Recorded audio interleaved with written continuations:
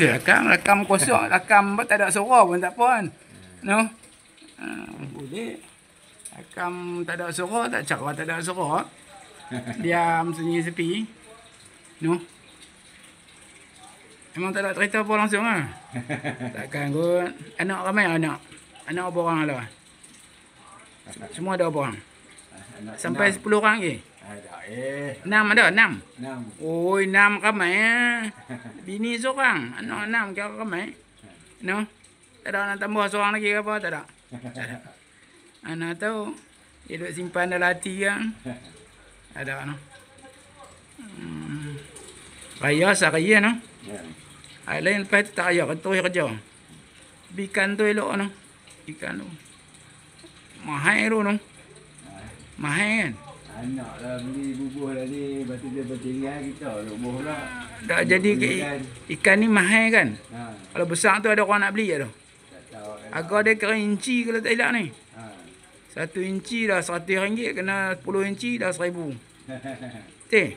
Je dapat duit beli. Belah lah yang kecil lain. Tu yang kena besar dia buat lah. Dah lah belah yang kecil besar ni jual, siapa nak beli dapat ke duit. Beli tu besar tu banyak tu lah.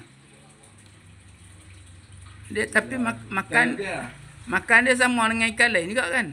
Dia bagi anak ikan. Anak ikan no. Tu ikan yang besar dalam tu dia tak makan no. Tak boleh no. Oh mana dia cepat besar juga. Setahun lebih. Setahun besar no. Dalam 3 bulan ni. Dia kena bagi makan ikan apa dia? Anak ikan. Anak ikan anak dia. Tak, anak ikan duk stop kat sungai. Dia duk beli di aquarium. Oh kena beli gitu pula. Mahal juga makanan dia. RM2, RM3 dia beli buah. Dia makan 2 hari 3 hari. berapa ekor dia makan sehari?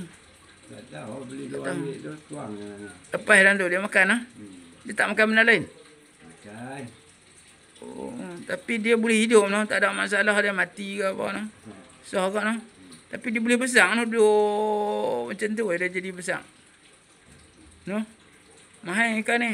Setahun lebih lah bulan lah. Maknanya ratus-ratus juga paling kurang boleh jual ya kan. Ada orang mau beli tau. Kalau offer kat orang kan. Dia orang mau tak? Mau rasanya. Dia pun beli kat aquarium RM1,000 lebih kat kedai. Beli yang besar tu. Oh, lawa dia. No. Tu nak pergi mana tak pergi kerja. Tak pergi kerja. Hari Ahad tak kerja. Oh, hari lain kerja. Oh, depa semua pakai kerja belakang. Tak ada siapa rumah. Tak ada kerja okey nak buat macam mana? Anak pun tak ada. Tak ada apa. Lama. Oh, ramai anak nak jenuh kerja no. Minum deh. Okey, minum